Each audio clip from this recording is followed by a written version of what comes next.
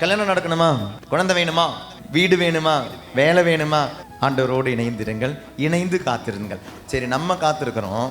காத்திருக்கும் போது அவர் என்ன பண்ணிட்டு இருக்கிறாரு? when I am waiting, what God is doing. ஸ்கூலெல்லாம் போயிட்டு வரும்பொழுது நம்ம ரொம்ப டயர்டாக இருப்போம் இல்லையா? ஸ்கூலுக்கு போயிட்டு வந்தவங்க நம்ம வீட்டில் வந்து அம்மாவை தொந்தரவு பண்ணுவோம். சும்மா தானே இருக்கிறேன், எனக்கு அதை பண்ணி தான் ஏதோ ஒன்று செஞ்சு தருவாங்க. ஆனால் அம்மா அந்த டைமில் என்ன சொல்லுவாங்க? வெயிட் பண்ணு. என்னை வெயிட் பண்ண சொல்லி வச்சுட்டு அம்மா வேலை செய்கிறாங்க, எனக்காக செய்கிறாங்க. இதாங்க ஆண்டவர் செய்கிறார். when you are waiting, God is working for you. நீ காத்திருக்கும் பொழுது உனக்காக வேலை பண்ணிட்டு இருக்கிறாரு.